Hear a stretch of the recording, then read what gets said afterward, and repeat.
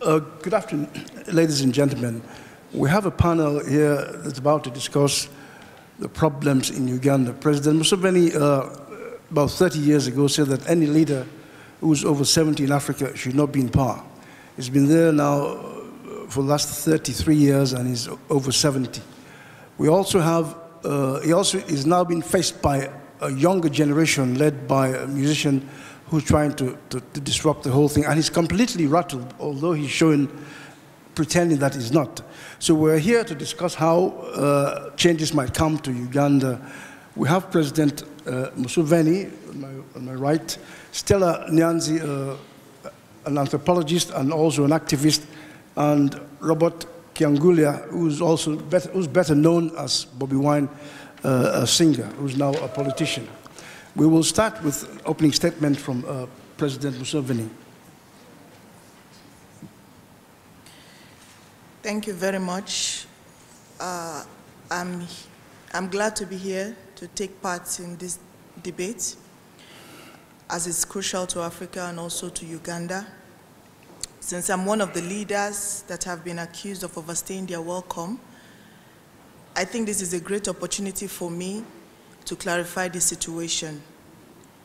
The last 30 years of my presidency has brought peace and prosperity to Uganda, and these divisive people, such as Stella Nyanzi and Bobi Wine, are trying to bring chaos and insecurity and violence through their protest.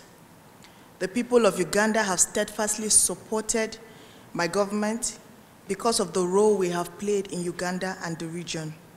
I look forward to interacting with you. Stella Nyanzi.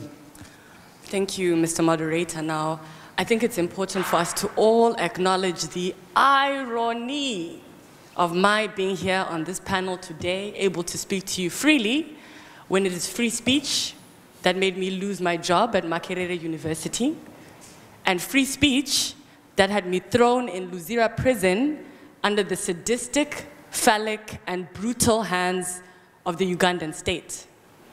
Equally ironic is the fact that His Excellency President Museveni, who was so deeply offended and threatened by my words on Facebook, is here willing to listen to your questions, your comments, and your criticism. With that said, I stand here to represent the voices of the most marginalized, the voices of those who have been silenced, and especially the voices of young girls and women in Uganda. And as long as I have my body and my voice, I shall continue to fight for justice in my country. Thank you. Bobi Wine. Thank you, Mr. Moderator, for this opportunity. However, I'd like you to acknowledge that I'm not just a musician, I am an honorable member of parliament, and you should mention that when you mention my name. Well, I mean, when leaders become... well known as a musician. Thank you. When leaders become misleaders and mentors become tormentors, when freedom of expression becomes a target of oppression, opposition becomes our opposition. We refuse to be silenced by a regime that continues to govern our nation through brutalized humanity. Now is the time for my people of Uganda to liberate themselves and for the youth to focus on their role in African countries. Our leaders need to realize that power does not live in the hands of fear, but in the collective will of the people. And a leadership that has its achievement on one man is no leadership. We believe that it is our time as the youth to come together for this generational cause. Stella Nyanzi, all over the world, governments are now trying to claw back the disruptive power of social media. So what's wrong with President Museveni trying to do that in Uganda too?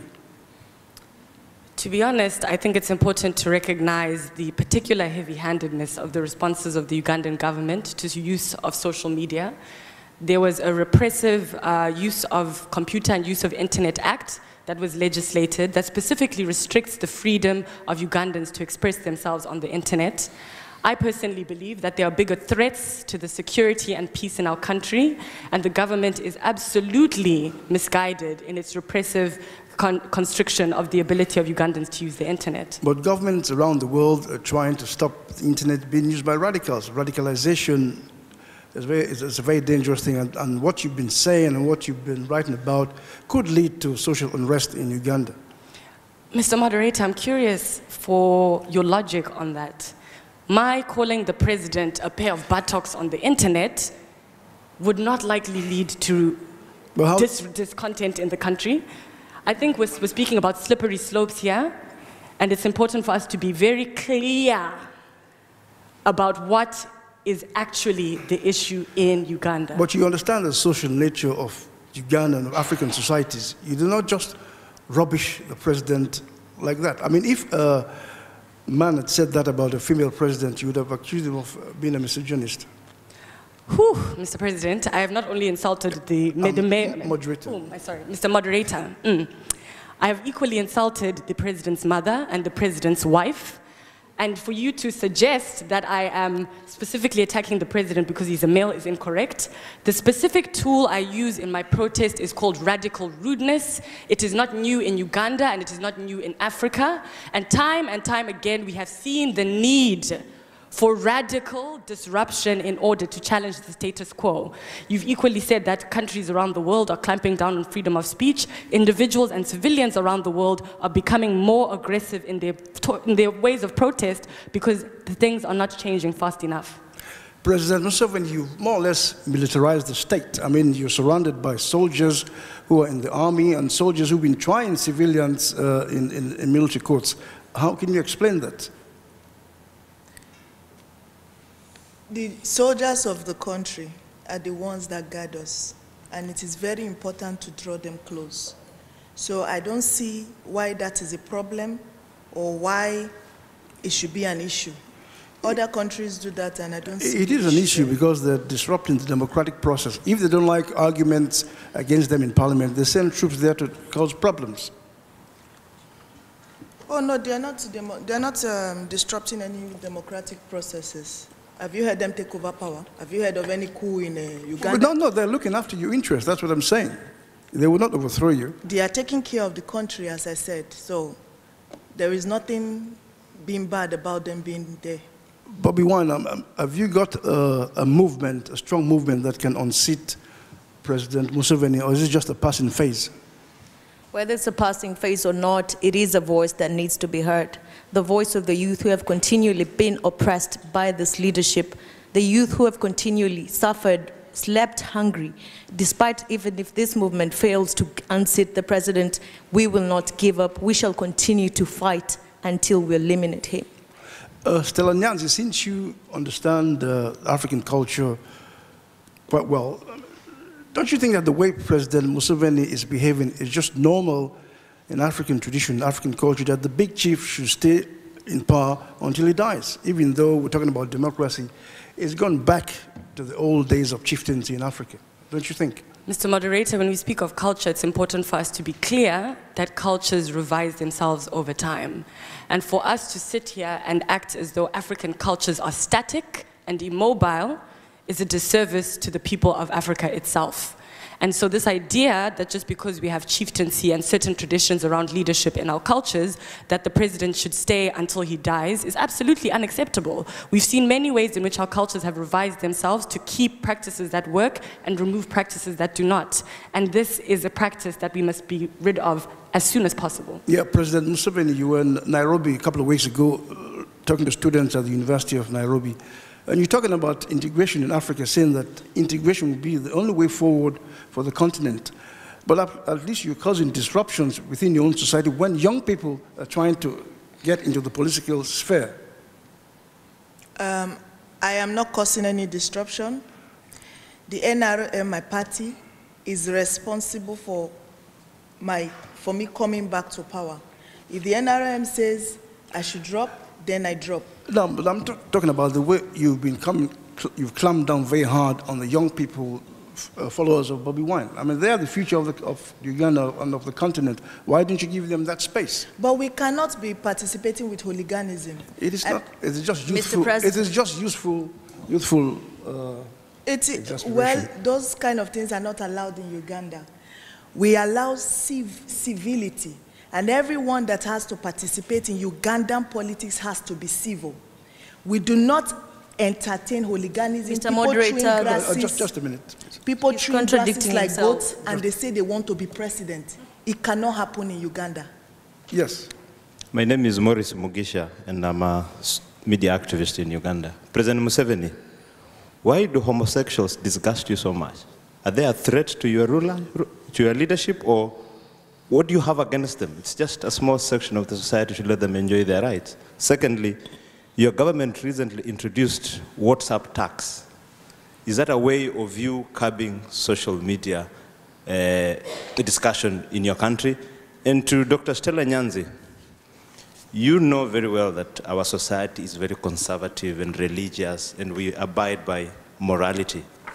Why are you so vulgar with your language? Is there a better way you can communicate your message without necessarily using a vulgar language? And to Honorable Bobi Wine, I have been your fan for the longest time. And in your previous songs, you are very homophobic in what you're singing about LGBTI issues.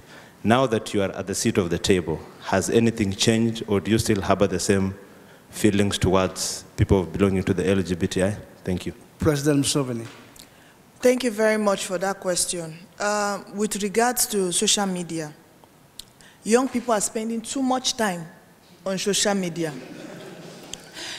And it is important that we do something about it. Obviously, social media is employing them, so we have to tax it to bring money into the country. So we don't see anything wrong in that, because they are making their money from there, so we too have to make money from there as well. With regards to homosexuality, you know, in the olden days, we have, there have been a lot of homosexuals in Uganda, and we don't have any problem with them. We don't talk to them, they don't talk to us. They keep their matters private in their house. They don't promote it, they don't come outside, they don't say anything. The problem we have with homosexual is the promotion. If you stay in your house and hide your act, we don't have any problems with it. But the truth is that the activism people are coming to tell them how to promote it, and it's very disgusting. We do not accept that in Uganda. It's not an African thing, and we will not take it. Stella Nyanzi. Thank you for your question, my brother. And you're completely correct. Uganda is certainly a conservative society, but it is in conservative societies in which the ordinary voices of ordinary people fail to rise to the surface during times of crisis. And so, as you have seen, it was only when I called the president a pair of buttocks, when I insulted him to nobody's end, that there was a reaction to the issues I had been protesting about, that Ugandan women had been protesting about for the longest time. And so there's a time and a place for the use of vulgarity, sexual innuendo, and it's important for us to be open to the radical shake-up when it is necessary. Bobi Wine. Thank you for the question. I think it's a very crucial question at this time of in the global environment when homosexuality is a crucial issue. And I'd like to come out clean and say that we have learned to see the differences in our society. We all have our preferences that divide us, either class, religion, or sex. So, for me, I stood with every other Ugandan, homosexual or not, because we shall not let such issues divide us. We cannot be able to get rid of the regime if we continue having issues like homosexuality separating us. I recently had a meeting with the director of the LGBTI community in Uganda, and we are working together. And if that is not an act enough to prove that I am willing to work with them, and we are willing to build a tolerant society where despite our differences, we're working together and building a better Uganda. Good question, good question. You should ask your president who issued a claim that we need to have a drug test to be able to carry out concerts in Uganda. And I have had concerts ever since 2017, and that means I passed the drug test, my brother. Thank you. Yes. My name is BC Adile Fayemi.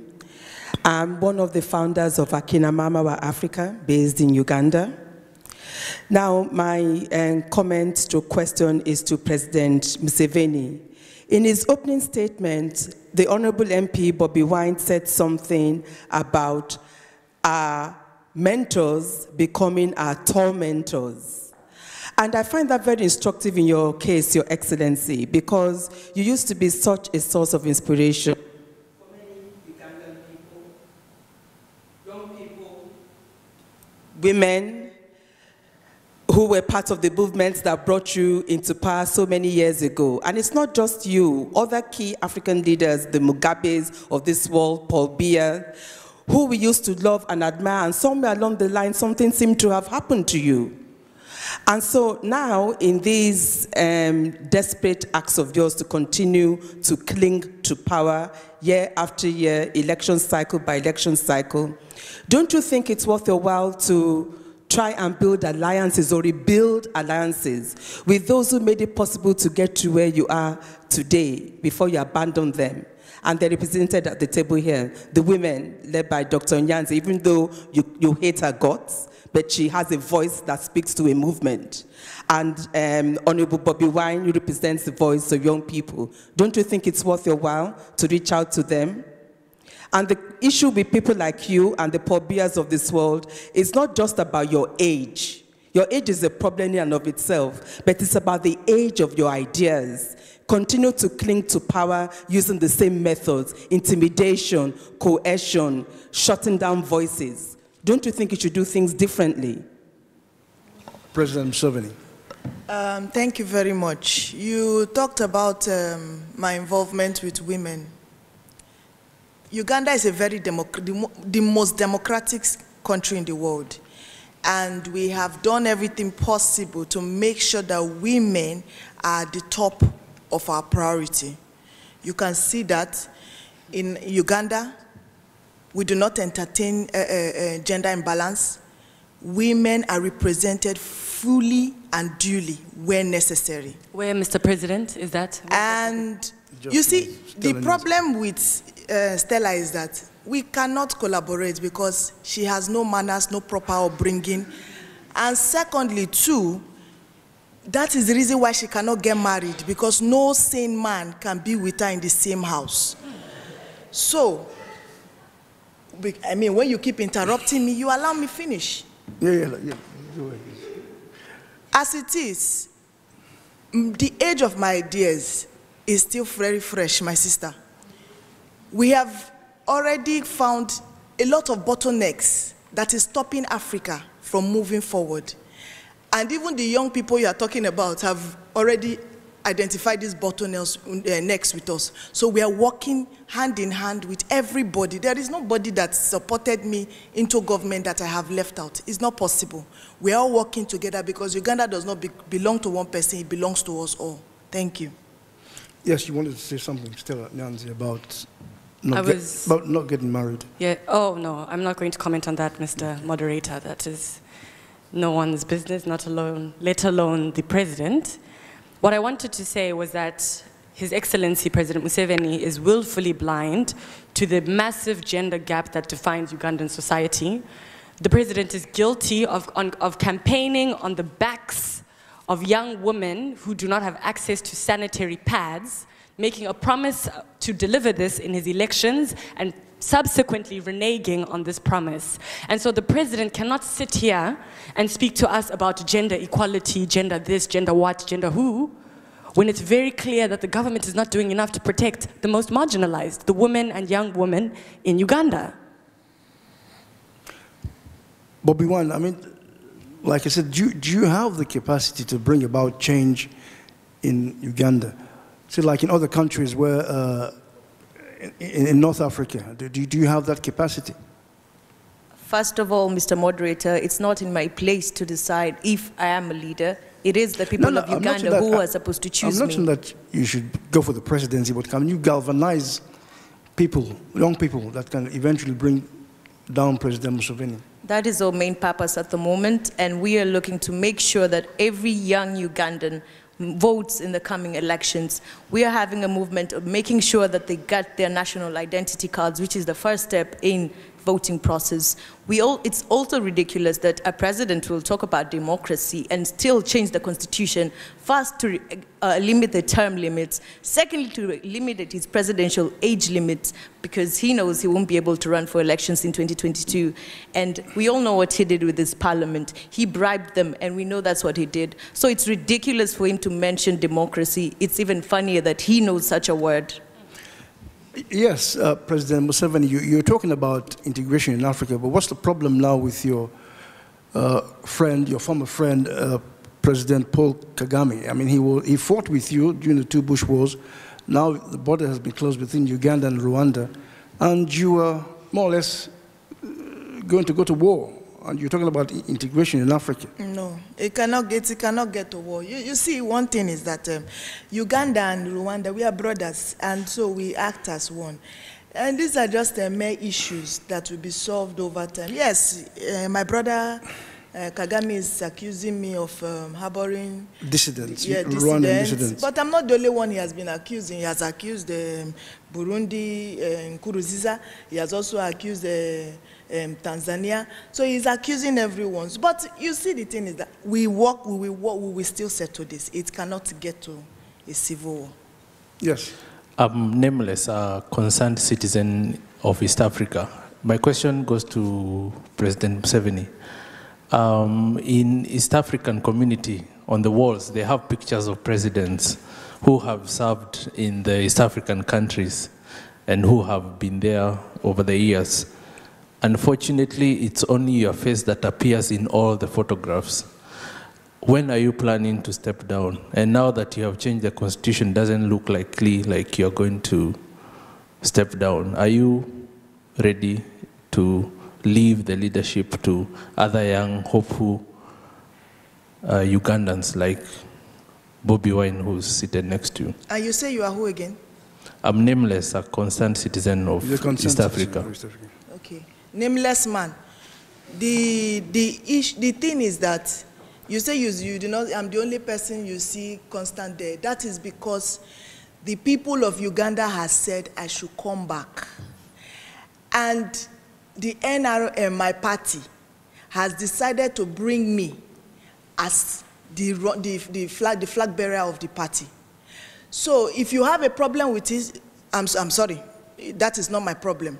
But if the people of Uganda have said I should lead them, and the party has said I should be the flag bearer of the party, I don't think we have anything to be arguing about right now. Yeah, but Bobi Wine, I mean, you say you've got control of the young people, but we see loads of them campaigning and supporting President Museveni. I acknowledge that this president, we have seen what he does. He works on the system of patronage, bribing people everywhere bribing people to literally mobilize the crowd. I mean, that's the lowest point of petty. Patronage is part of politics. Exactly, and I'm saying that's his system of running things. The young people, he actually just gives them a random bribe of 1,000. And I have seen in many societies in Jinja where he has tried to do it, and many of the youth have refuted this claim. And I mean, we can't just be a young guy. I literally was 4 years old when he came into power.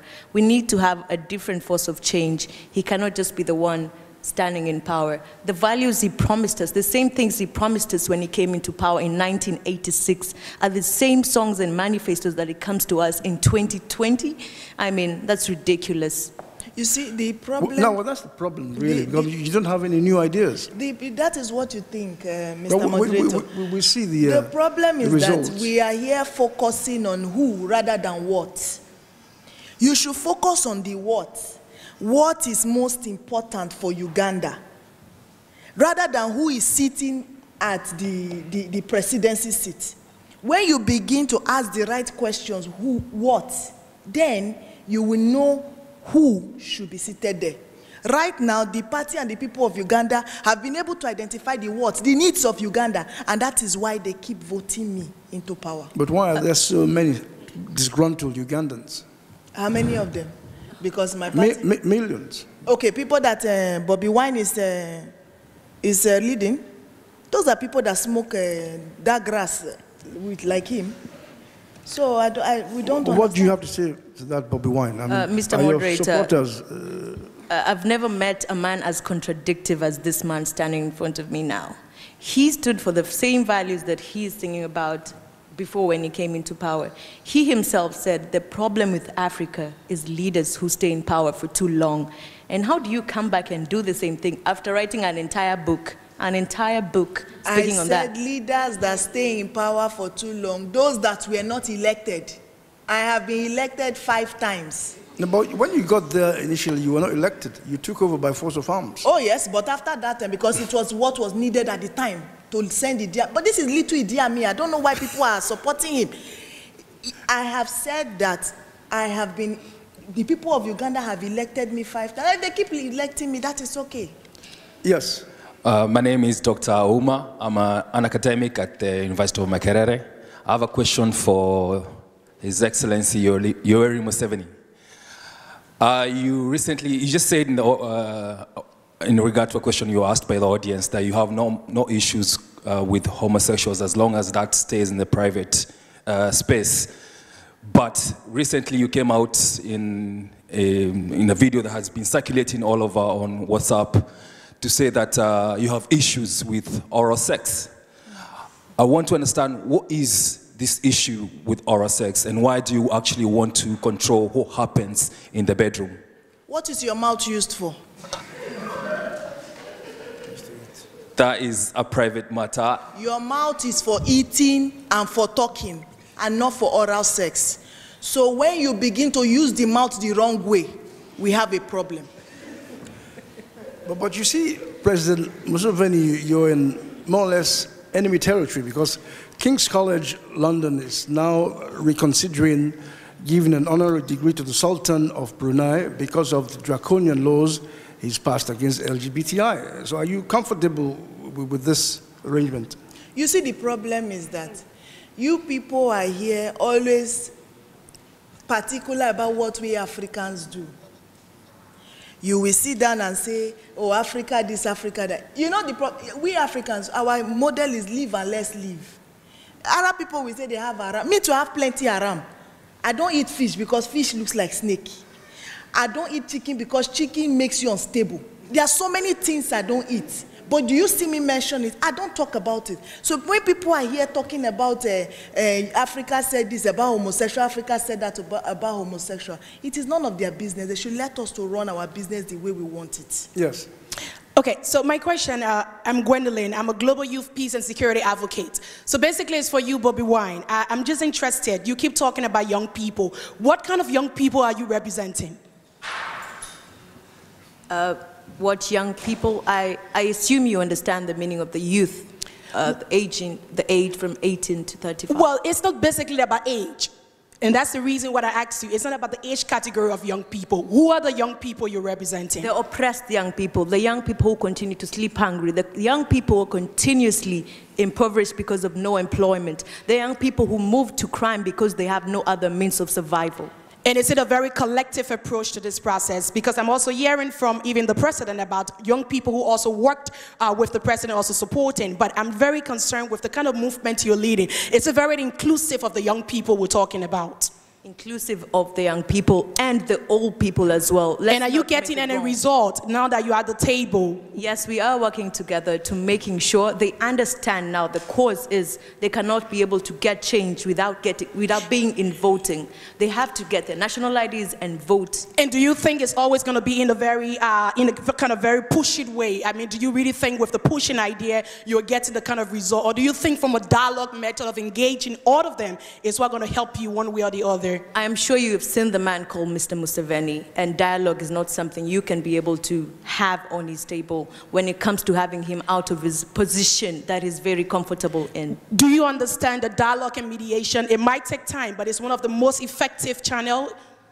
For 33 years, we have suffered. For 33 years, we have suffered. Do you understand the intensity of this? I do understand. I really think you don't. And do you also think that you also working with all of the parties involved, including your president, and taking time to educate all of them, even if it takes you all of the years you're talking about, but just continue engaging? Because if you're representing the people you're talking about, I'm just very concerned if the result you want to affect the lives of the ordinary people. Do you think by you always going against your government is what's going to help you get that result? Again, for 33 years, all those other means, I believe, have been exhausted. You have seen Kizza Besigye, the things he has gone through under this man. If you have seen what he has gone through, he has exhausted every other means. The man literally does not believe in democracy anymore. He doesn't believe that if we encourage the young people to vote will make any difference. But here we are, still doing the same. If democracy fails, I don't know what will work. Well, keep engaging. Bobby Wine, when you were in the U.S. for medical treatment, you were welcomed by U.S. government official. What did you discuss with them? It was just a medical visit. No. I mean, it was reported that you saw members of the State Department and some important... Of course, he's working with the CIA. I mean, look at the man that literally gets all his funds from the government of the U.S. anyway. And, Mr. Moderator, I'll go back to your question, ignoring him. So the whole brutality that he imposed on us after the Arua election, we saw what he did to us and the 33 people that he arrested. This is an act that gained international recognition. Everyone was literally watching Uganda, and they saw what he can do for the people. They believed in my power, and this is just how you're able to transform the society. We're working with everyone. Okay, Stella Nyanzi, since you look critically at Ugandan society, can you comment on this youthful wave against President Museveni? Do you think it's something that can be sustained? Certainly, and I think what speaks to this is the organic nature of these movements. As you have said, as my colleague here, Bobby, has mentioned time and time again, his movement is a grassroots movement. His movement is a movement that has brought in people who have seen a mutual goal, and his movement is a movement that will try and include as many people as are willing to get behind the cause. Again, he also mentioned how it was not just young people, but it was also old people. We see a shift in Ugandan society. Even if it's slow, there's a shift. And people want change. People want space. People want delivery. Bobby Wine, but the president is said to be grooming his son to take over from him. He is a young person, so would you support him if he takes over? Please repeat the question, Mr. No, the president is said to be grooming his son, who's now in the army, to take over running of Uganda. Will you be in a position to work with him if he takes over because he's young? I choose to laugh that off. No, because I mean, you're in the thick of things now, so you have to prepare yourself. That's like literally getting something from the same cloth and cutting it out. His wife is the Minister of Education. I mean, for how long should we continue with this? We saw what Zimbabwe did when President Mugabe chose Grace to have his president. I mean, if he wants the same thing to happen to Uganda, he will get it. Yes. I'm an NRM youth leader, and my question goes to Bobby Wine. Since you're trying to fight our beloved President Museveni, and you know he fought for this country, he went to the bush, and you're such a coward. The other day, they just slapped you and you ran to the US to have a bandage removed. Okay. How should we trust you that you are a strong man who is courageous enough to fight for Uganda? Your comrade Besigye has been beaten 101 times, but he has never run away from Uganda. For you, just one slap, you were in the US. How should we trust you? Are you really man enough to stand up for Uganda? Yes, indeed. When the going gets tough, the tough gets going. Mr. Moderator, this is clearly an NRM patriot, and he was brought here just to defend the president's claims. Again, I was not just slapped. He would not have been able to speak about it if he understood what we went through in custody of the military organization. But did you have to go all the way to the US to be treated? I will not hide it. I am a wealthy man. I have a lot of money. If I choose to go to the US to get better treatment, I will go there. You suffer from neocolonialism. We don't need this man. Also, and this is the same guy, these are the same people who have been groomed by the so-called president to become future leaders. You're a traitor. No, well, a CIA agent. No, but President Museveni, why did Bobi Wine have to go to the US for medical treatment? Because he's working for the CIA. No, because the hospitals are not well equipped to look after him. No. But like you said, he's a rich man, so he can fly to the US for treatment. Do you know how many people come from Western DRC to come and even take immunization in our hospitals? Our hospitals are very well equipped. Everything is working well. You should visit Uganda and see what is happening there. Like I said before, I'm glad you see our youth leader there, and now you know that we have the youth wing of our party. But one thing is sure, Bobi Wine is a member of the CIA. He's working for them. And he's being sent to Uganda to come and disrupt Uganda, which we will not take. Mr. Moderator, please. Yes, Bobi Wine. I'd like to also mention that the NRM, that the Youth League, that he holds so much, they have so many defectors who are switching to the People Power movement because they've seen he's done literally nothing for them. And also, if he thinks that the Ugandan hospitals are that good. I was trying to go, but his people took me again, beat me up again, dumped me alongside the road. Then what am I supposed to do? We have another member of parliament who's still in hospital because a spinal cord was damaged. We have another leaders, so many other, like we were 33 people who were arrested, and many of us were still injured, and many of them are still in hospitals. So this actually describes the kind of brutality the president treated us with, and I'd say the president and his tool called the Ugandan police and Ugandan military. Yes, President Museveni, what you've established now in Uganda is just what we saw in Egypt over the years when Hosni Mubarak was in power, and in Algeria, where the soldiers in control. In Uganda, the soldiers are in control. Aren't you worried that one day, when the pressure gets on them, they'll just oust you, like they did to Hosni Mubarak in Egypt? I am not worried about anything. Also, I want you to understand that whatever claims he's saying about the Ugandan military are all lies. Any Ugandan military agent that has abused his power is sitting in jail. We lock them up because that is pure abuse of power.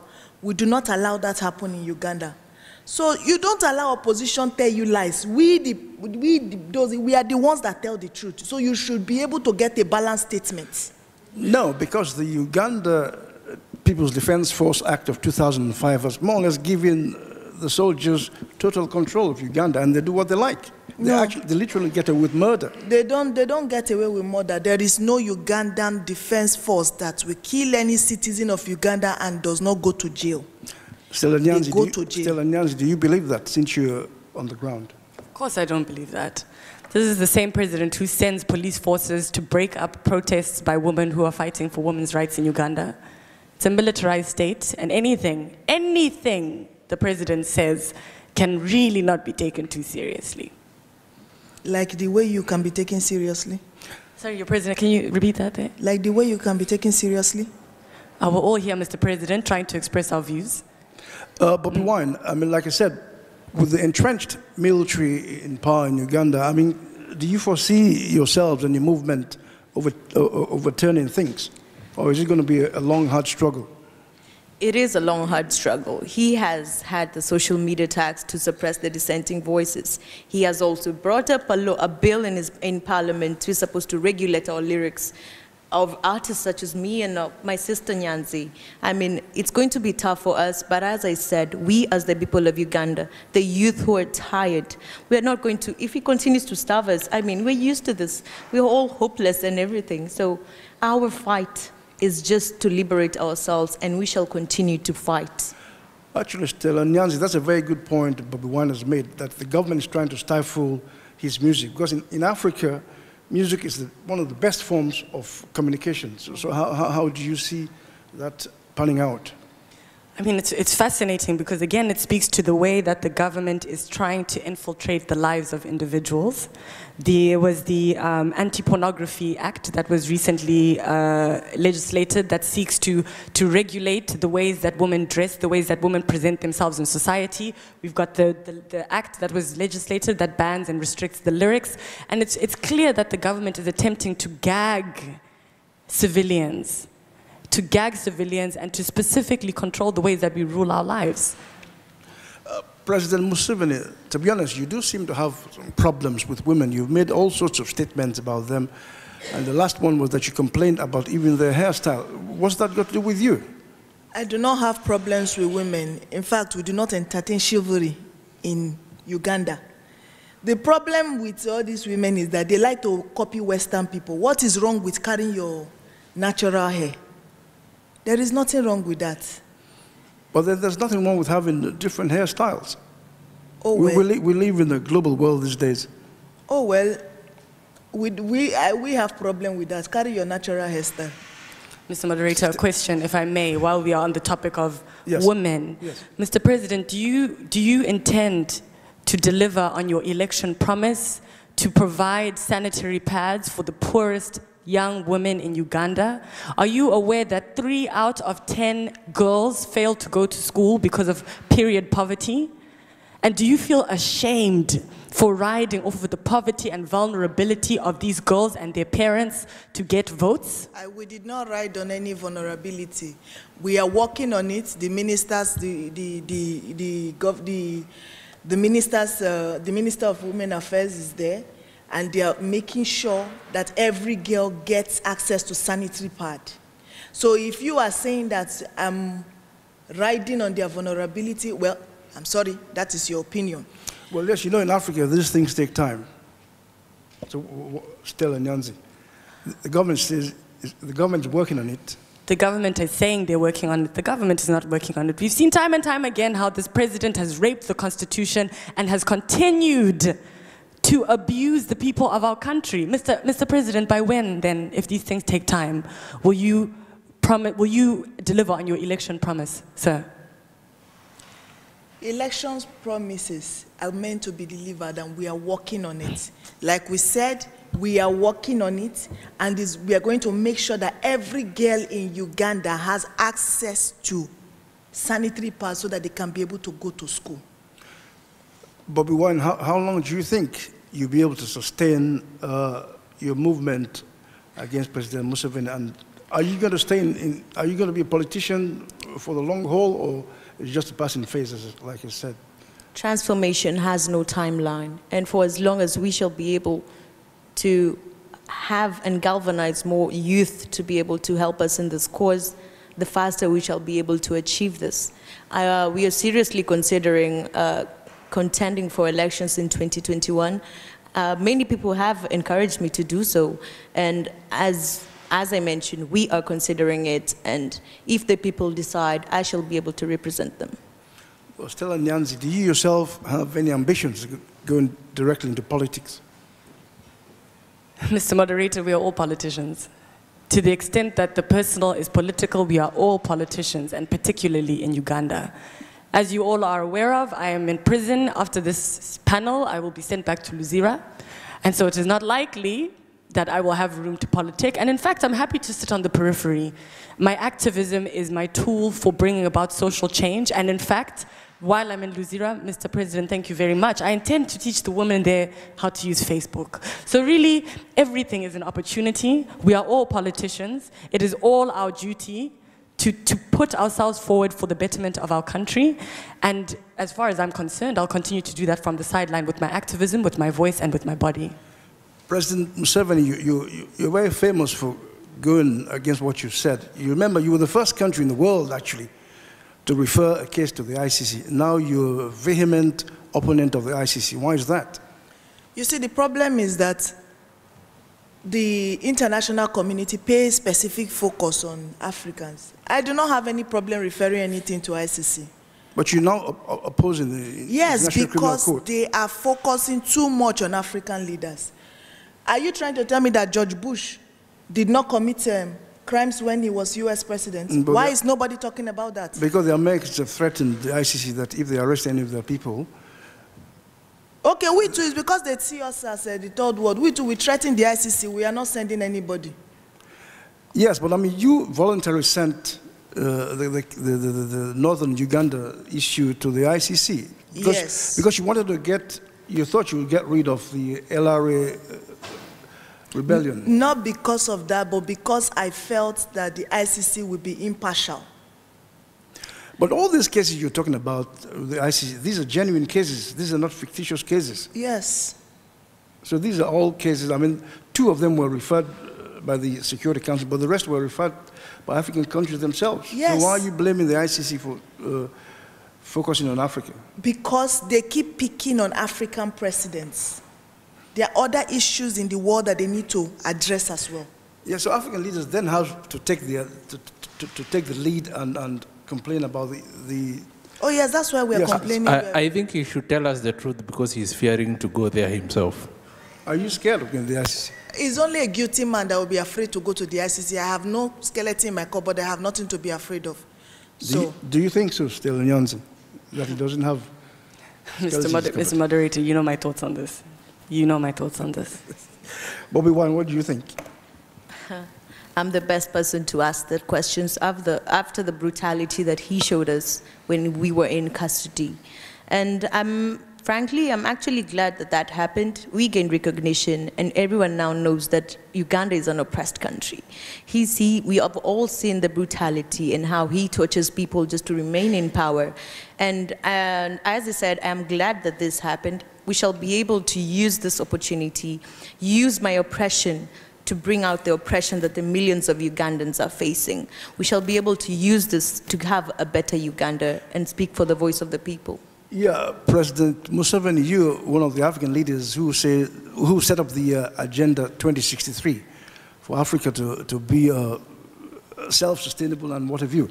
But then if you do not prepare the young people for 2063, because you're not going to be around, we'll have a vacuum. What makes you think I will not be around in 2063? Long gone.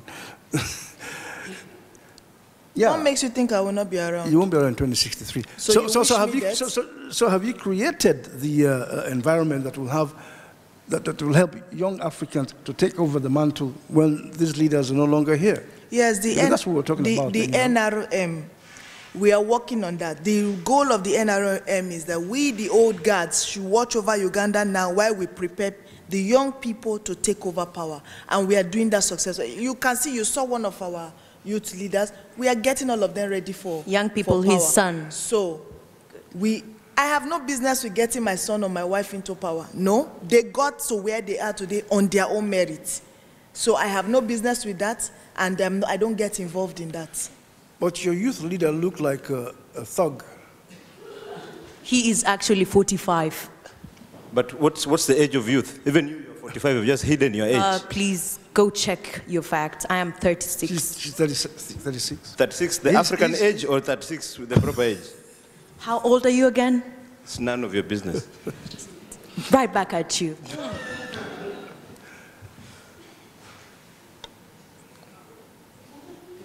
Yeah, do you want to ask a question?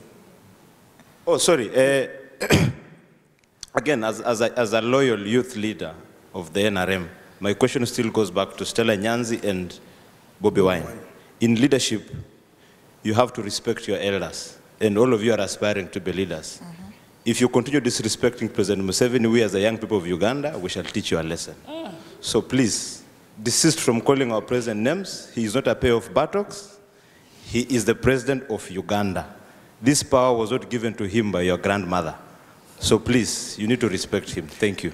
Please. In what way are you going to teach them a lesson? Sorry? In what way are you going to teach them a lesson? That is for us to decide.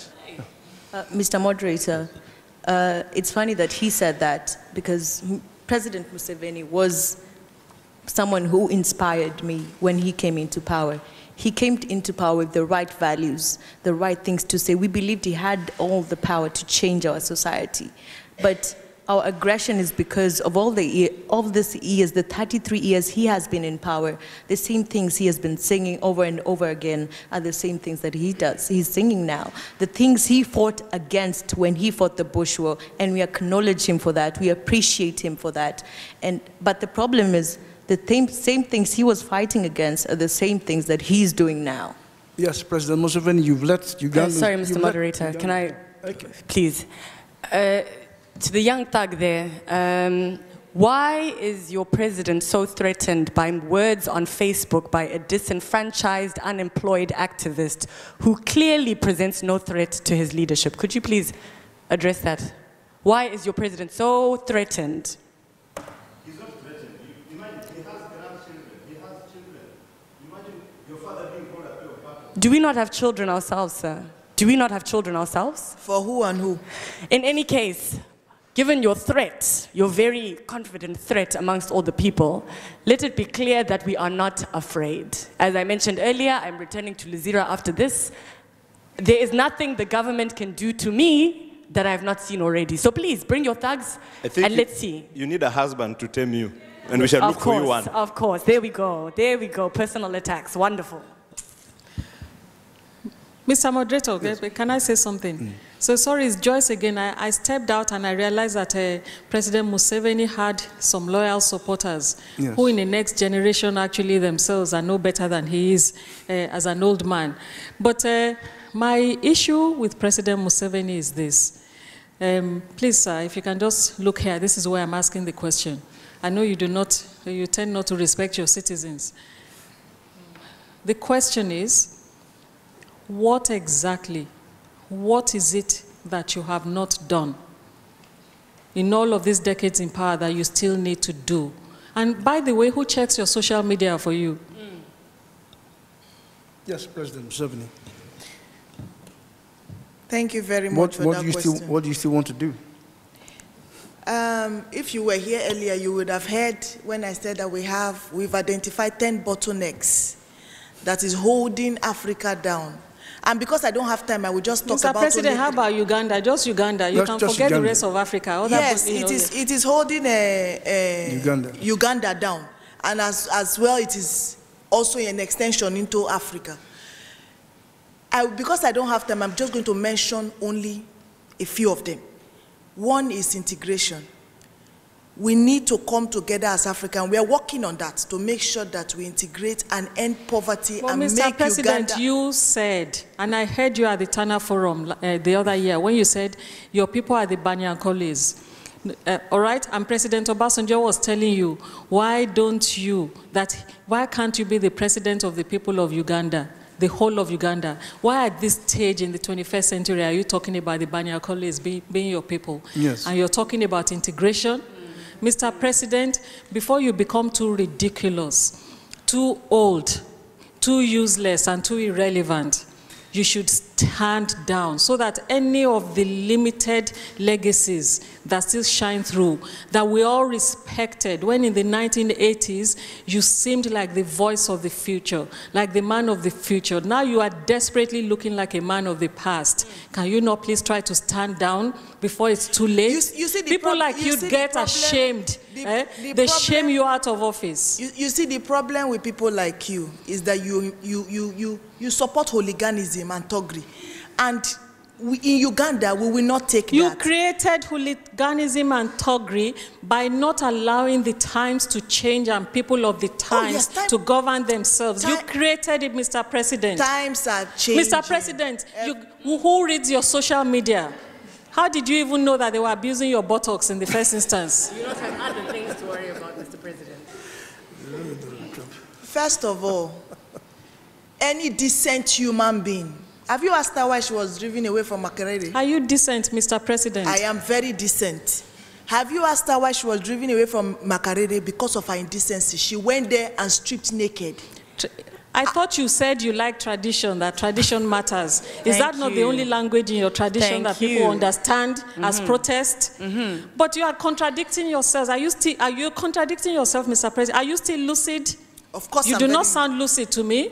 But you see, the problem now is young people like you that do not have respect for your elders. You see an old man like me, you are telling me this. I am very So you are saying age is the only thing we should respect. Even disrespectful old people who don't respect themselves in the first instance, that's the only thing you're teaching the 21st century generation to respect? Respect is very important. It is mutual, Mr. President. There's mutuality in respect. When you are able to respect, you're able to learn from your elders. We have things that we are doing in Uganda. We don't learn from foolish elders, Mr. President. Every 5 years, we bring up new things in Uganda that we want to solve. What are the new things you brought out, Mr. President? You should be particular about what we are going to do rather than who is sitting down there. When you stop bothering yourself with who is sitting down there, then you will come to Uganda and join us and do the work to rebuild Uganda. If somebody unsits you, will no longer bother about who is sitting down there. Wait until you are unsat. Why will I be unsat? That's why we are the highest majority in Uganda. Our party we have 9 million members, so anybody unsitting me is not possible. The NRM is there. Okay, yeah, Stella Nyanzi, I mean, the president is using culture now to defend his long stay in power. How do you see that? You're both speaking, using culture to buttress your position. So how do you see his own arguments regarding age? I'd first like to comment on His Excellency's mention of my protest at Makerere University. If the president was clued up, he'd be aware that nudity has been a form of protest in Ugandan culture and in African culture, broadly speaking, since the beginning of time. In 1992, Wangari Maathai and 7 mothers of unduly imprisoned gentlemen stripped naked for 11 months in a protest, and Wangari subsequently won the Nobel Peace Prize. So if we're going to speak about nudity, Mr. President, please read a book, figure it out, and come with the facts. And Around culture, as I've said, cultures revise themselves over time. And for the president to selectively pick the aspects of culture that speak to his long stay in power is absolutely unfair. And we're an audience of academics, of learners, of activists. We will not be fooled, Mr. President. Come with a better argument, please. Okay, well, ladies and gentlemen, we're running out of time. Let's have a closing statement from Bobby Wine. Thank you, Mr. Moderator, for this amazing time. And I'd like to close this by directing this to the President, that we shall not be cowed by his acts of terror. His forces may be fearsome, but they shall never prevail under the people of Uganda. We shall continue to assert the power of the people on the masses and engage all forces of change that are willing to work together with us to promote this change. No regime lasts forever, even one such as his that runs on the devil's constitution. You cannot withstand the force of change when it starts to move, and the day my people shall get out of this closet of fear, we shall be able to build a better Uganda. In a special way, I celebrate the women who have worked together with us in this fight for liberation, especially my sister here, Nyanzi. And I acknowledge also all the people whose lives has been lost in this historical mission. And we shall continue pursuing this cause, and together as the youth and people of Uganda, we shall be able to transform a society and a better Uganda.